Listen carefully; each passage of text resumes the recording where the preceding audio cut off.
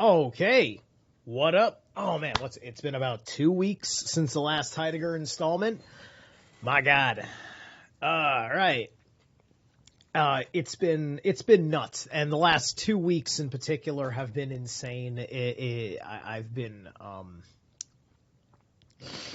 I've been working full-time schedule, hauling all the Christmas trees. So it's all about getting those sales out there. I mean, like, I got like ridiculous like chafing on my hands from all the times that I had to grab the tree without gloves, just because sometimes gloves just aren't the best thing at the moment, because you're in a little bit of a hurry about this and that. But my God, welcome back, everybody. We're gonna get into some more Heidegger over here. Boom. All right. So we are at section 33, and we're going to go today until around 2 o'clock. All right?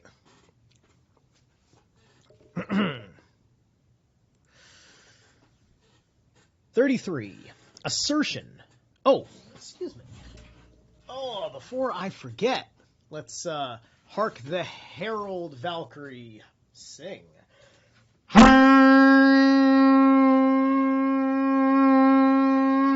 All right, there we go. I have to get my time in with that horn, just because I'm trying to figure out how it works musically, right? Because like you're just kind of like you're doing all the work. You just have to push the air through the right way. But anyway, your fingers aren't involved. It's all happening. It's all happening in here. But anyway. 33. Assertion as a derivative mode of interpretation. All interpretation is grounded on understanding, that which has been articulated. Gegliderte. The verbs articuleren and gladeren can both be translated by articulate. In English, even in German, they are nearly synonymous. But in the former, the emphasis is presumably on the joints at which something gets divided, while in the latter, the emphasis is presumably on the parts or members. We have distinguished between them by translating articuleren by articulate with a capital A and glideren by articulate with a lowercase initial.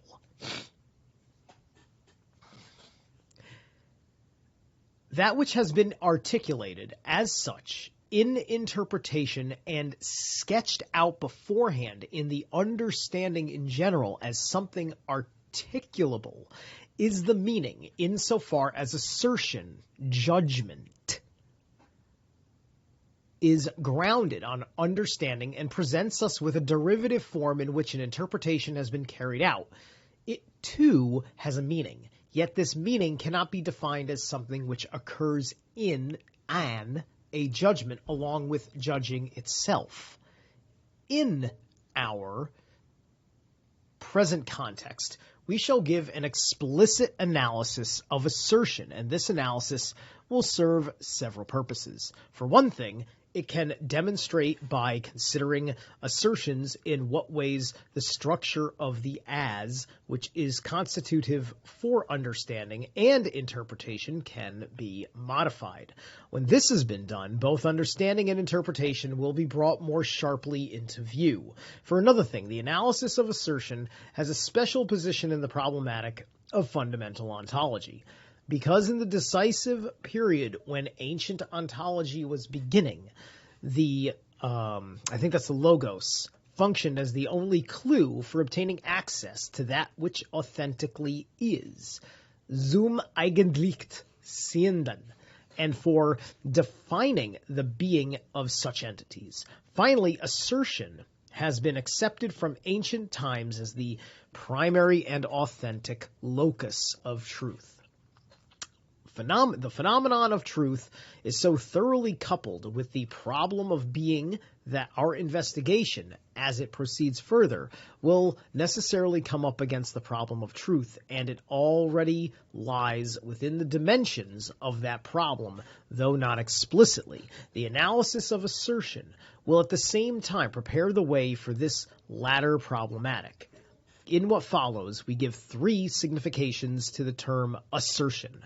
These are drawn from the phenomenon which is thus designated. They are connected among themselves, and in their unity they encompass the full structure of assertion. 1. The primary signification of assertion is pointing out, aufzeigen. In this, we adhere to the primordial meaning of the logos and as... I don't know what that is. And I am pretty sure that's logos. I don't 100% remember. But anyway, letting an entity be seen from itself in the assertion, the hammer is too heavy. What is discovered for sight is not a meaning, but an entity in the way that it is ready to hand. Even if this entity is not close enough to be grasped and seen, the pointing out has in view the entity itself and not, let us say, a mere representation or Vorstellung of it. Neither something merely represented nor psychical conditions in which the person who makes the assertion represents it. Assertion means no less than predication. We assert a predicate of a subject, and the subject is given a definite character, bestimmt, by the predicate in the signification of assertion. That which is put forward in the assertion, das Ausgesagt, is not the predicate, but the hammer itself. On the other hand, that which does the asserting, das Aussagen, in other words, that which gives something a definite character, lies in the too heavy. That which is put forward in the assertion in the second signification of assertion, that which is given a definite character as such, has undergone a narrowing of content as compared with what is put forward in the assertion in the first signification of this term. Every prediction is what it is, only as pointing out. The second signification of assertion has its foundation in the first. Within the pointing out, the elements which are articulated in predication, the subject and the predicate, arise. It is not by giving something a definite character that we first discover that which shows itself, the hammer as such. But when we give it such a character, our seeing gets restricted to it in the first instance, so that by the explicit restriction, let's see what we got here for restriction. It's just saying that Einschränkung is what the edition that they translated from was using, and the older one was Entkrankung.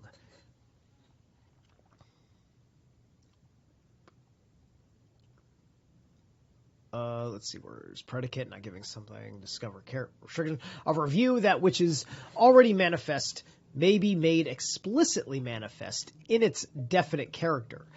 In giving something a definite character, we must, in the first instance, take a step back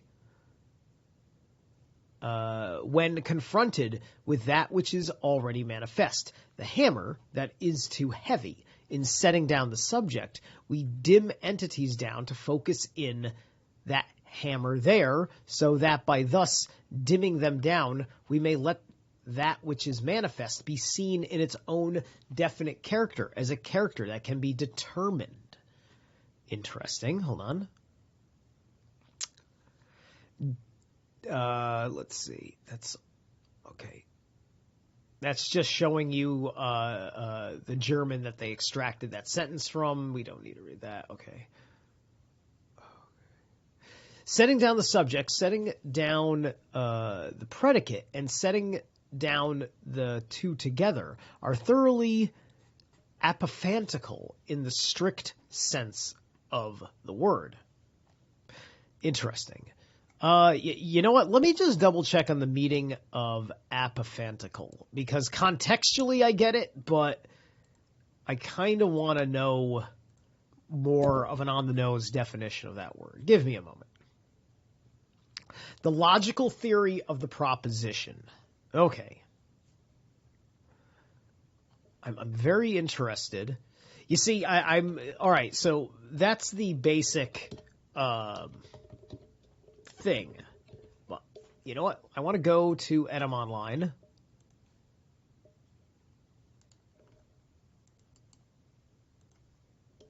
Because I find it interesting.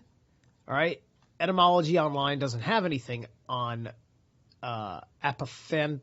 Maybe if I go apophantic, it'll pop up. Apophatic? That works. Okay. Involving a mention of something one feigns to deny. Involving knowledge obtained by negation. 1850, from Latinized form of Greek, apophatikos, apophasis, denial, negation, from apophani, to speak off, from apo, of, off, away from. Apophani, to speak, related to theme, voice, from the root bah, which is bha, to speak, tell, say. You see, I had to go into that dive for a second because you're saying apophis when you say apophos, right? So I find it interesting that the word chosen for this understanding, this dissemination of things, is named after Apophis. But etymology is deeply important. It doesn't, it does, you have to think very carefully about what that means in context when you start getting it related to different kinds of entities operating under your thought forms. Hang on a moment.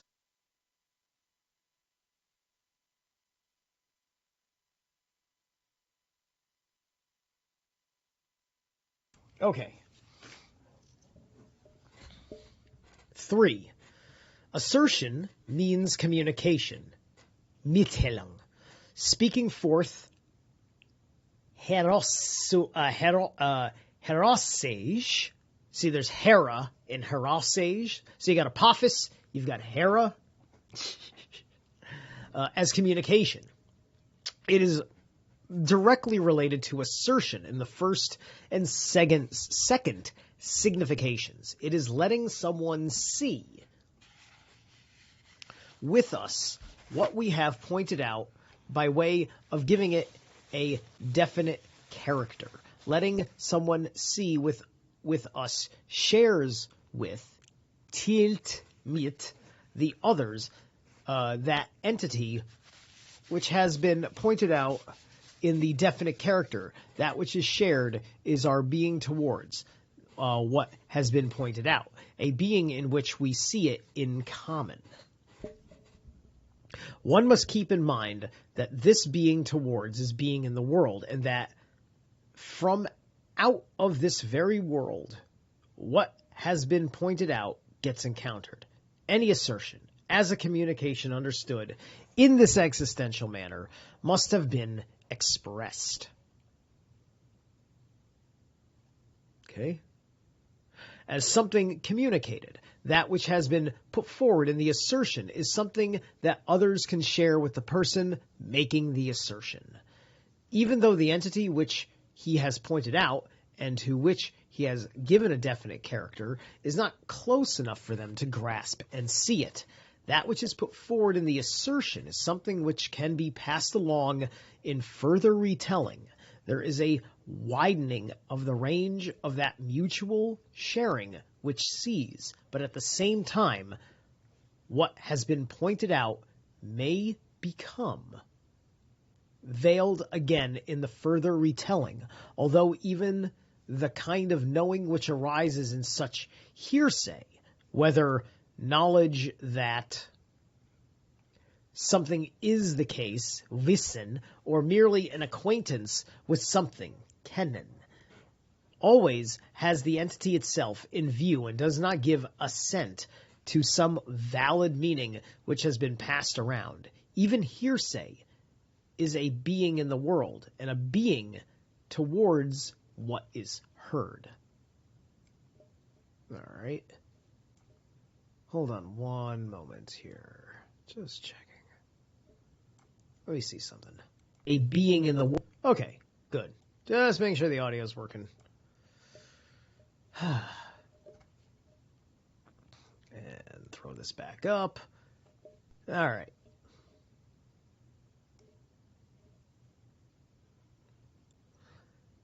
There is a prevalent today, a theory. There's a prevalent, There is a prevalent today, a theory of judgment.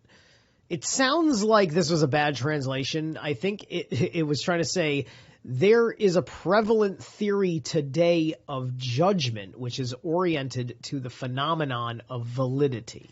See, that sounds like a proper English translation of something. He probably was just doing so many mental gymnastics with this that he made an honest mistake. Phenomenon of validity. And what do we got here? All right, we got a whole passage on validity, guys. Let's get valid over here. What's valid? Okay, Heidegger uses three words which might conveniently be translated as validity. Geltung, our validity. Gültigkeit, our valid character, and gelten, our being valid, etc. The reader who has studied logic in English and who accordingly thinks of validity as merely a property of arguments in which the premises imply the conclusion must remember that in German the verb gelten and its derivatives are used much more broadly so as to apply to almost anything that is commonly or even privately accepted, so that one can speak of the validity of legal tender, the validity of a ticket for so many weeks or months, the validity of that which holds for me or for you, the validity of anything that is the case. While Heidegger's discussion does not cover as many of these meanings as will be listed in any good German dictionary, he goes well beyond the narrower usage of the English-speaking logician. Of course, we shall often translate gelten in other ways.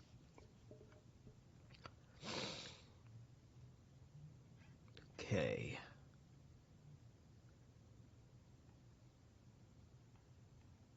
Hold on, let's get back to the word valid up here. Where was I? Valid meaning, something, wait, where was it? That's strange. I lost it.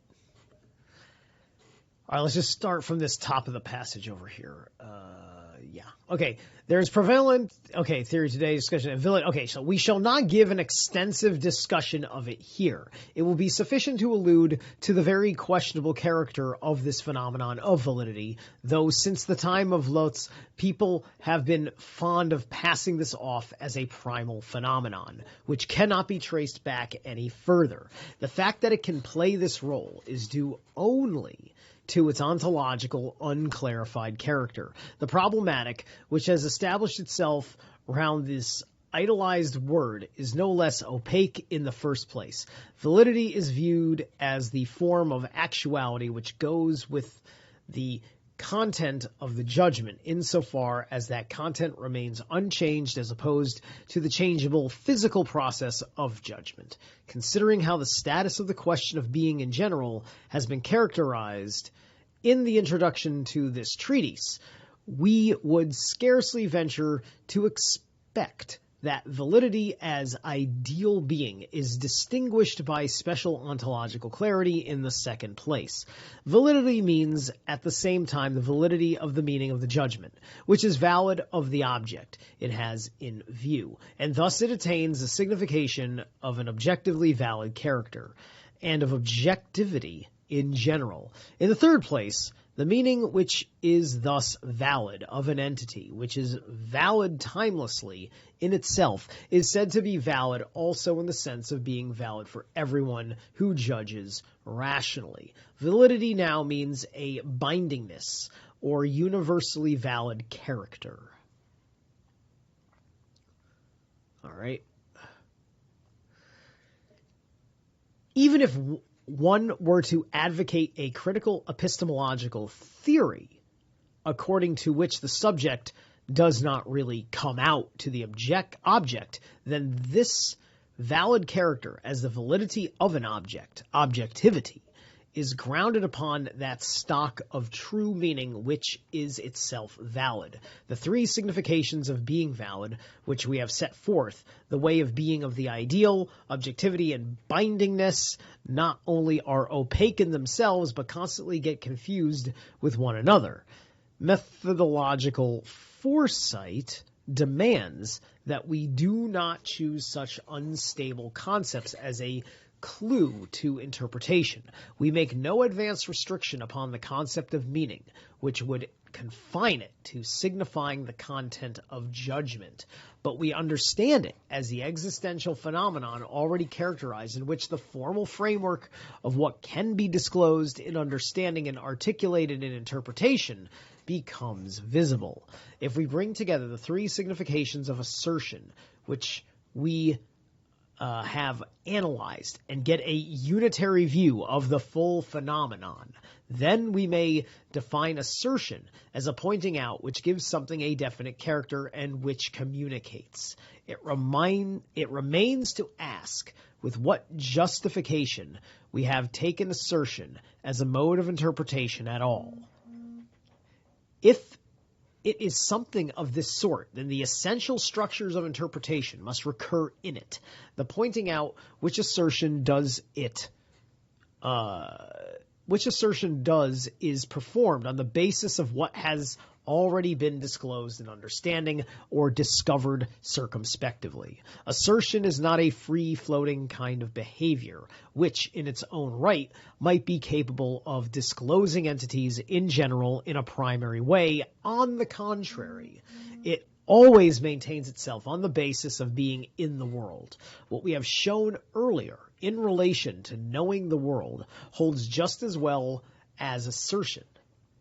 Any assertion requires a forehaving of whatever has been disclosed, and this is what it points out by way of giving something a definite character. Furthermore, in any approach, when one gives something a definite character, one is already taking a look directionally at what is to be put forward in the assertion.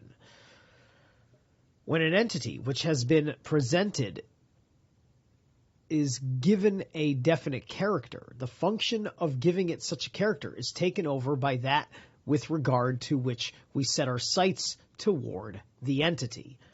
Our sights, yeah, so like that's why he brings up the hammer, right? Because it's a basic tool that everybody knows and understands and has. It's one of the earliest tools of mankind. And so the hammer has entered your world because you've identified it, right? You've put it together and you've applied its context and its meaning to it, and now it is ready to, in your hand as valid for pounding on things, right? And nailing things and so on and so forth. Give me one moment.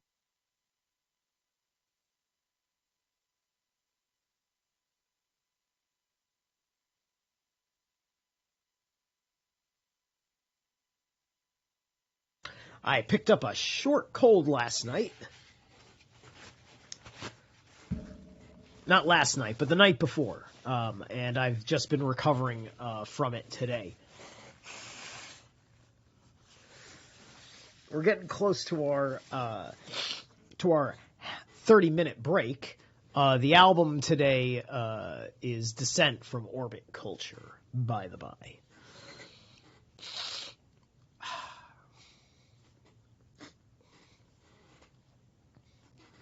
Let me actually, earlier in relation, foregoing, definite character. All right, let me stick at furthermore for a second, just figuring out when 33 comes to an end. It's still got a few pages here, right? This is all 33? Yep. Okay. All right, so we're going to get to the end of this page, and then we're going to take the break. Furthermore, in any approach, when one gives something a definite character, one is already taking a look directionally at what is to be put forward in the assertion. When an entity which has been presented is given definite character, the function of giving it such a character is taken over by that with regard to which we set our sights towards the entity. Think about, here, you want to think about this in useful terms as a conspiracy person. Lawfare, right? Charging you with accusation. That's an assertion, right? It's putting an ion upon you in a particular way, in a way that is assaulting to your world, because existential forces are now very interested in now taking an analysis of you and the world that you live in context to the charges. So if somebody found a hammer at a murder scene, guess who's going to be interested in taking inventory of all the hammers that you own? Right? Okay.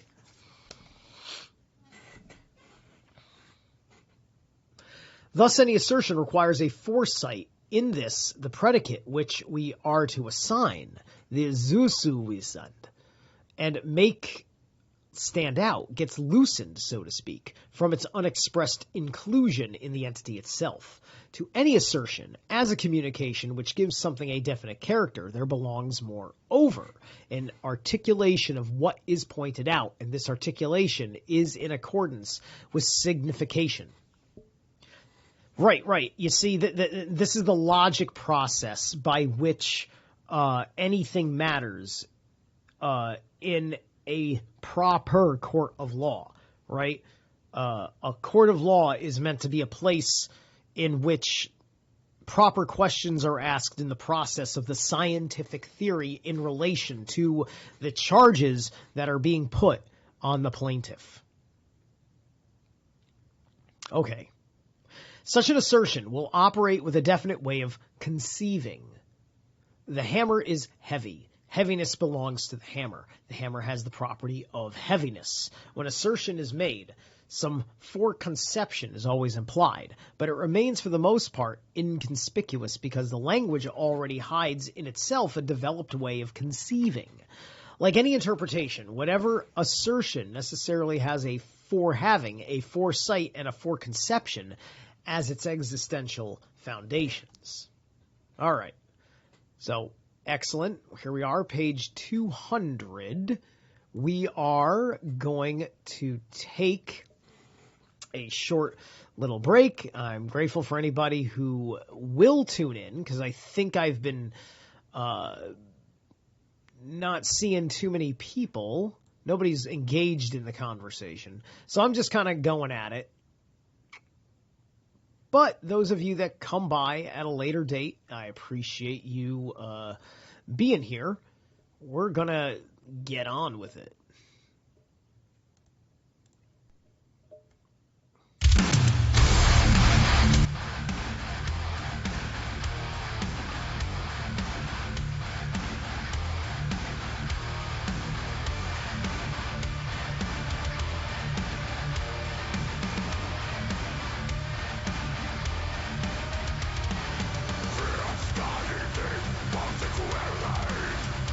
To pretend, to be best,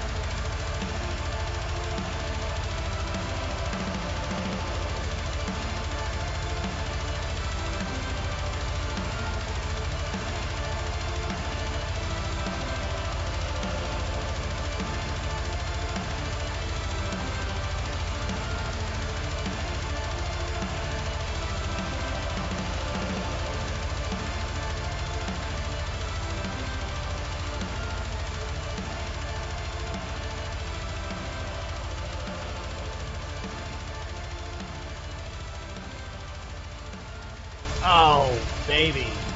Oh, that's one of the best tracks on this album.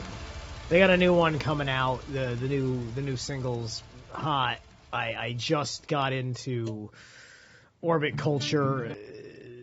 Maybe like I'd say maybe like 2 months ago, like, I kind of like latched on, and I had heard a little bit of them maybe like 6 months ago. But I hadn't had a chance to sit down and really find where I was feeling them. I was just like, okay, these guys are cool. They're a little bit Fear Factory. I'll keep an eye out, right? In fact, they're very Fear Factory. Like, the logo on this album looks very similar to Fear Factory logos. But stylistically, they may be doing something I like actually a little bit more so. I mean, because they actually have like way more guitar solos. They might. They're a little bit more melodic. They're a little bit more melodic. So it's a fierce competition in a certain respect, but Orbiculture and Fear Factory ought to fucking tour. That's there. I said it. Okay. Anyway, enough about stuff that's got nothing to do with Dasein, because we're all here for Dasein, right? Okay.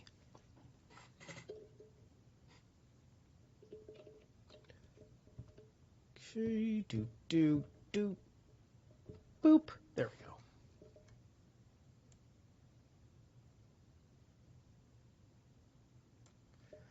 That's going to be okay. Hold on one sec. Let's adjust.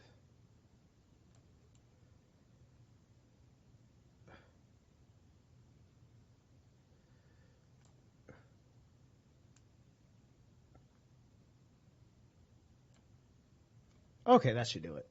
Yeah, that's it. Perfect. But to what extent does it become a derivative mode of interpretation? What has been modified in it?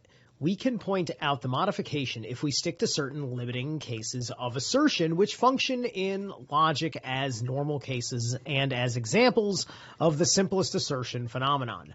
Prior to all analysis, logic has already understood logically what it takes as a theme under the heading of the categorical statement. For instance, the hammer is heavy. The unexplained presupposition is that the meaning of the sentence is to be taken as the thing, a hammer, has the property of heaviness. In concernful circumspection, there are no such assertions at first. But such circumspection has, of course, its specific ways of interpreting, and these, as compared with the theoretical judgment just mentioned, may take some such form as the hammer is too heavy, or rather just too heavy. Hand me the other hammer. Interpretation is carried out primordially not in a theoretical statement, but in an action of circumspective concern. Laying aside the unsuitable tool of exchanging it without wasting words. Yeah, exactly. Because in your base, that's why it's primordial, right? It's just like the circumstances of what you're trying to do in the context of the environment, the world that you're doing it in, right? It's just like I'm not going to grab like a 10-pound mallet to like nail like two pieces of balsa wood together with like practically a like something that's practically like a thumbtack, because balsa wood's very brittle, right? You're going to use gentle tools. You're going to use very light tools. It's not that you're a weakling and you can't lift a 10-pound hammer. It's that a 10-pound hammer is going to be too hard to control the force impact. It is unsuitable. It's not valid. It doesn't have validity as a tool here merely because of the particular heaviness. Because, of course, heavy isn't a measurement. Heavy is a relationship to gravity. That's all heavy. All heavy is what the feeling of the phenomenon of gravity is. And that's why heaviness is a thing. And everywhere you go, things have a heaviness because the phenomenon of gravity. The phenomenon. I'm not giving you scientific equations. I'm I'm just giving you phenomenon. You go to Webster's Dictionary, they don't tell you that gravity is a phenomenon. They give you a theory of gravity, which is a math equation. Because it's mind control. And fuck you, Merriam-Webster. Anyway. Laying aside the unsuitable tool or exchanging it without wasting words. From the fact that words are absent, it may not be concluded that interpretation is absent. On the other hand, the kind of interpretation which is circumspectively expressed is not necessarily already an assertion in the sense we have defined. By what existential ontological modifications does assertion arise from circumspective interpretation? The entity, which is held in our forehaving, for instance, the hammer is proximally ready to hand as equipment.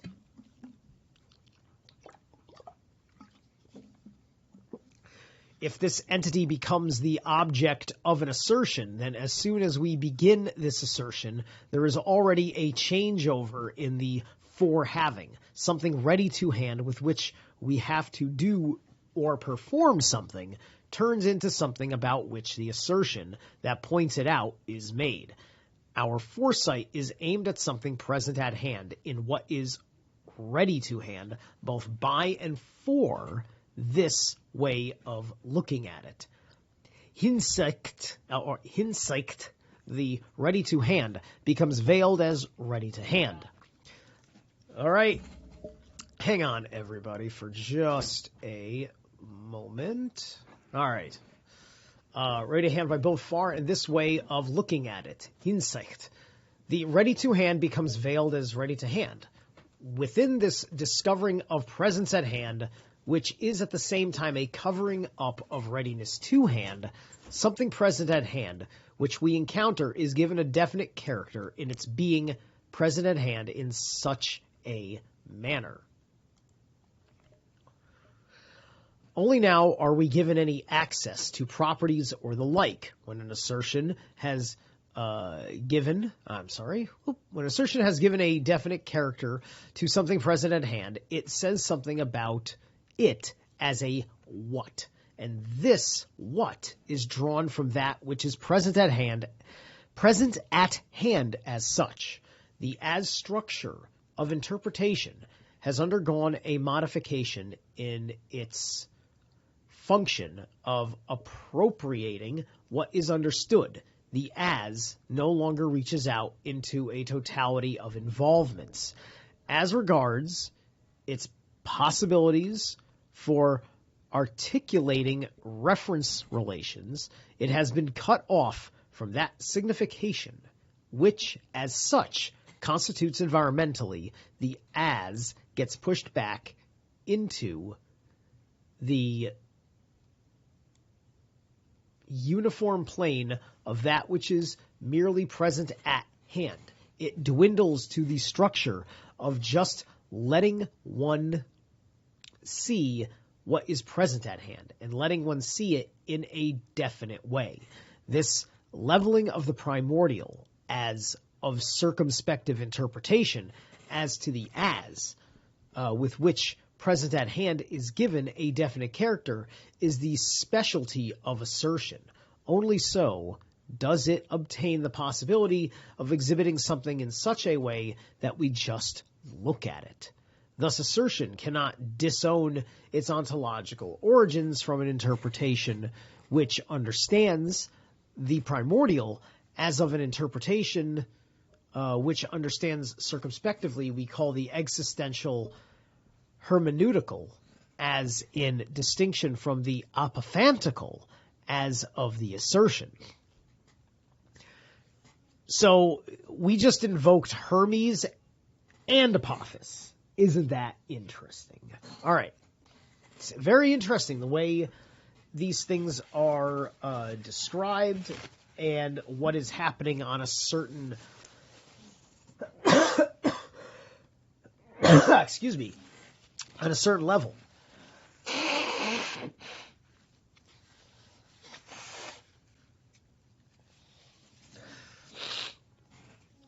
Sorry, I forgot to I forgot to do The mute button. My apologies. Let's see here. Okay. Hermeneutical. I'm going to do this one too because I did Apophis, so I have to do this one. Hermeneutical.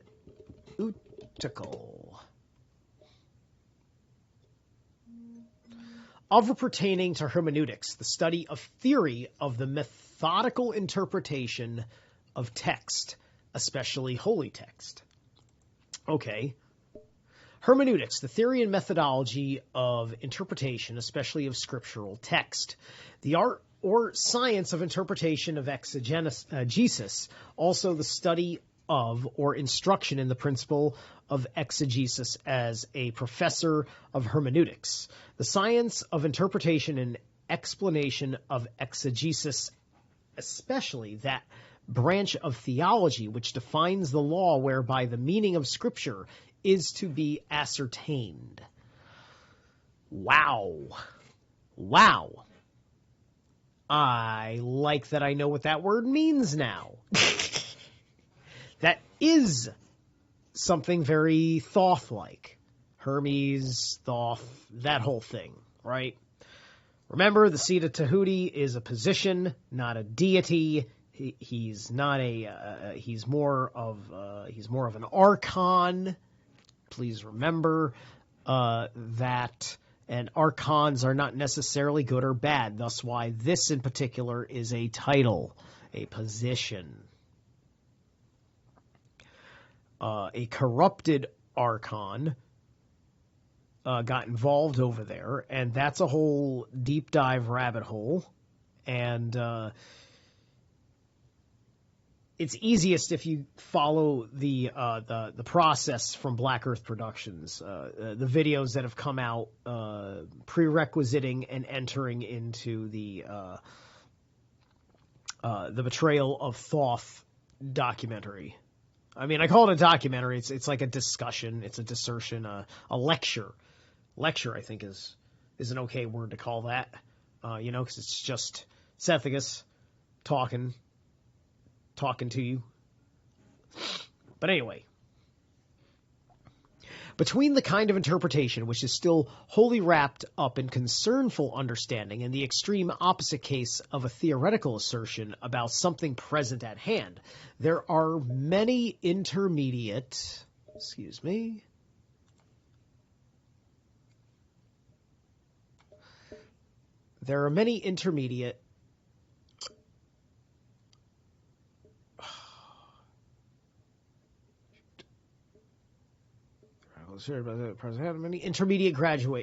gradations. Assertions about the happenings in the environment, accounts of the ready-to-hand reports of the situation, the recording and fixing of the facts of the case. Once again, like I said, court of law, right? The description of a state of affairs, the narration of something that has befallen, right? See, all of this stuff is so perfect for the issues of our court systems. How many people, out there are trust the science or also trust the courts, right? And you either will or won't have a thorough understanding of how that case went, and you don't just agree with the judge's charges necessarily, right? And then you also have to understand the circumstances the judge is in, right? Like certain legislators were capable of leaning on a judge and forcing him to put harsher sentences on low-level drug possession charges. And it was like this, I think, since like the 80s. I think they started doing that, right? So it wasn't just like about strong enforcement getting arrested. It was about like, we can't let a good kid have redemption over their interest in narcotics, right? And we're not talking about charges of people pushing it on anybody else, et cetera, et cetera. Just talking about people that just want to do it for themselves, right? That level. It also encompassed a bunch of others, but it unfortunately didn't have any discretion, right? And it took a very, very, very, very long time to get the public to push to take that pressure off of the courts, where the judge can make that decision, which it does need to be made in that courtroom with jury and everything else, right? It needs to be a reflective of what's local over there. You have higher courts to intervene if a local court screwed up on you. This is all civic stuff, right? That's all existential, right? An existential court needs to come in to overrule. Like courts can be overruled, right? We understand this whole process, right? Sometimes, though, the press will focus in on one particular round of court stuff and doesn't cover the appeals as heavily, right? And that all depends on whether there's an air of real legitimacy behind the appeals,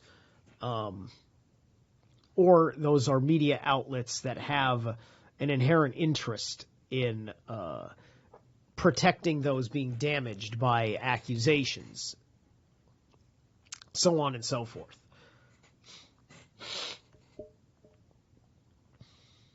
Okay, we cannot trace back these sentences to theoretical statements without essentially perverting their meaning. Like the theoretical statements themselves, they have their source in circumspective interpretation. With the progress of knowledge about the structure of the logos, I'm just going to keep going with logos. Forgive me if I'm wrong with that. I'm pretty sure that's logos. Well, how about I just not be wrong about that and just, okay, how do you, okay, one second, logos in Greek. Wait a minute. Yeah, that's logos. That's logos. All right. Just trying to remember that. It'd be nice if I could at least get the word logos nailed in my automatic memory response. Like, oh, I can read that word. It just says logos, right? I need to keep reading more of these philosophers and stuff, and I'll have it. It was inevitable that this phenomenon of the apophantical as should come into view in some form or other. The manner in which it was proximately seen was not accidental and did not fail to work itself out in the subsequent history of logic. History of logic. I would consider that term more deeply. Okay? When considering philosophically the logos itself, it is an entity, and according to the orientation of ancient ontology, it is something present at hand. Words are proximally present at hand, that is to say, we come across them just as we come across things. And this holds for any sequence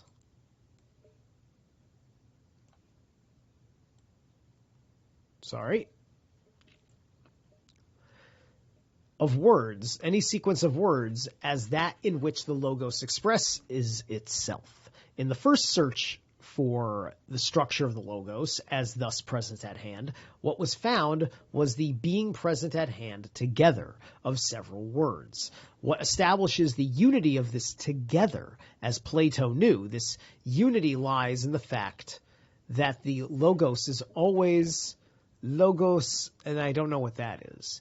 In the logos, an entity is manifest, and with a view to this entity, the words are put together in one verbal whole.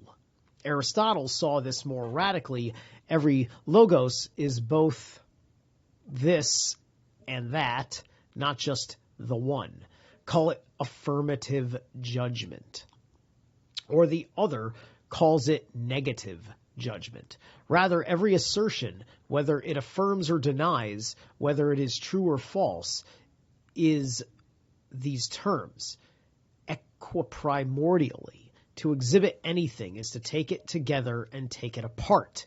It is true, of course, that Aristotle did not pursue analytical questions as far as the problem of which phenomenon within the structure of the logos is the one that permits and indeed obliges us to characterize every statement as synthesis and diaresis.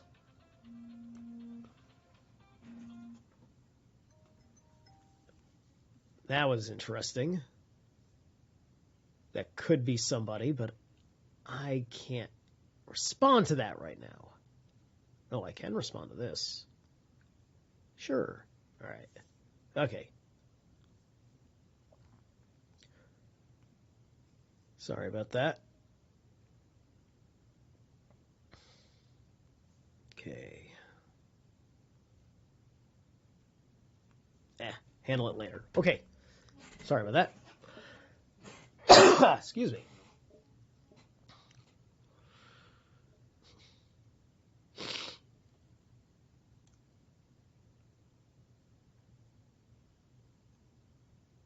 Okay, so true, of course, Aristotle did not, hold on, take part in. It is true, of course, that Aristotle did not pursue the analytical question as far as the problem of which phenomenon within the structure of the logos is the one that permits and indeed obliges us to characterize every statement as synthesis and diaresis.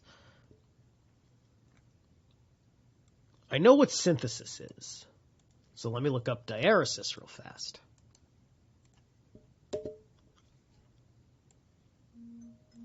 The separation or resolution of one syllable into two, the opposite of syneresis, and that's syneresis, not synthesis. A mark consisting of two dots placed over the second of two adjacent vowels to denote that they are to be pronounced as distinct letters. Okay, that's what you see in umlauts. Okay, so there's an association to umlauts with diaresis, meaning that it's also involving the flow of vowels. Along with the formal structure of binding and separating, or more precisely, along with the unity of these, we should meet the phenomenon of the something as something, and we should meet this as a phenomenon. In accordance with this structure, something is understood with regard to something. It is taken together with it, yet in such a way that this confrontation which understands will at the same time take apart what has been taken together, and will do so by articulating it interpretively.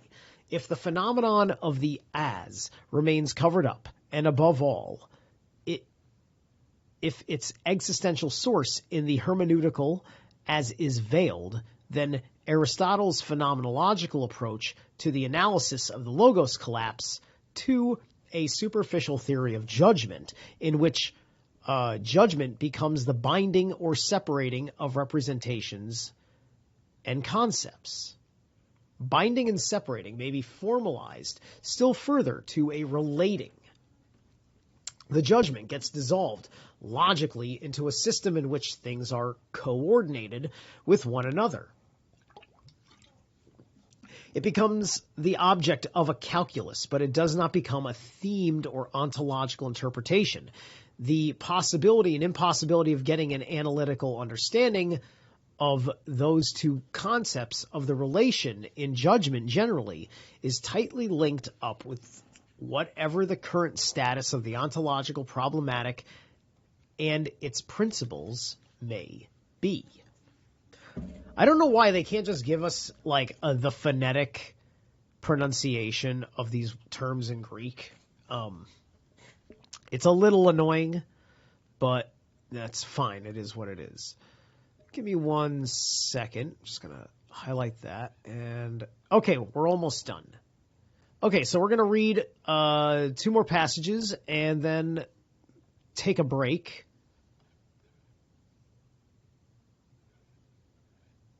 And then I'm going to ask myself, do I have enough time to do this? I'm going to say no. No, I don't. All right. All right, so we're actually going to get to the end here, to be honest.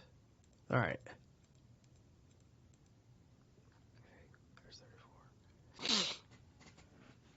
How far this problematic has worked its way into the interpretation of the Logos, and how far, on the other hand, the concept of judgment has, by a remarkable counterthrust, worked its way into the ontological problematic, is shown by the phenomenon of the copula. When we consider this bond, it becomes clear that proximally the synthesis structure is regarded as self-evident, and that it has also retained the function of serving as a standard for interpretation. But if the formal characteristics of relating and binding can contribute nothing phenomenally towards the structural analysis of the Logos as subject matter, then in the long run the phenomenon to which we allude by the term copula has nothing to do with a bond or binding. The interpretation of the is, whether it be expressed in its own right in the language or indicated in the verbal ending, leads us, therefore, into the context of problems belonging to the existential analytic. If assertion and the understanding of being are existential possibilities for the being of Dasein itself, when we come to work out the question of being, we shall, says Part 1, Division 3, this division has never appeared. Right. Because if I do this real fast, yeah, Division 2. Yeah, Division 2, like, this is one of those problems because the book is incomplete. Right? There's an interesting air of mystery about the end of this complete work, right? We don't know what's going on with Division 3, which is still Part 1. Right? Meaning there's a Part 2 as well. This is a lot of stuff, and we're halfway through. We're only halfway through just this PDF, which only gets us to Part 1, Division 2, through Division 2. We're in Division 2 right now. Division 2 is way bigger than Division 1. So we shall thus encounter again this peculiar phenomenon of being which we meet within the Logos. By demonstrating that assertion is derived from interpretation and understanding, we have made it plain that the logic of the Logos is rooted in the existential analytic of Dasein, and provisionally this has been sufficient. At the same time, by knowing that the Logos has been interpreted in a way which is ontologically inadequate, we have gained a sharper insight into the fact that the methodological basis on which ancient ontology arose was not a primordial one. The Logos gets experienced as something present at hand and interpreted as such, while at the same time the entities which it points out have the meaning of presence at hand. This meaning of being is left undifferentiated and uncontrasted with other possibilities of being, so that being in the sense of a formal being, something, becomes fused with it simultaneously, and we are unable even to obtain a clear-cut division between these two realms. All right.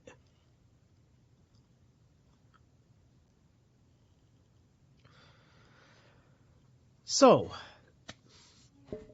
I think that's gonna do it. I think just this is fine. We're just a little over an hour. I have company coming over at 2:00, and I want to get ready for that. Anyway, so my schedule is lightening up. I should have a light schedule in January. We're gonna barrel through some more of this stuff with the amount of downtime I can afford myself after the holidays. I'm already loose this week on 4 days, and then I'm working 3 days next week. It's going to be like that, and it is slow enough for my store to rationalize that. Business is a little bit different. in the Christmas tree industry. It's not, it might be busier inside with people getting gifts and stuff than the people getting their decoratives, their outside decoratives. Also, you get decoratives inside. It's has a lot to do with decoration, so decorations and flowers, it's a whole thing, right? And there's definitely a very interesting relationship with the world and how everything works. Stepping into that particular environment versus other kinds of work environments versus your home environment. But anyway, you guys have a wicked awesome day.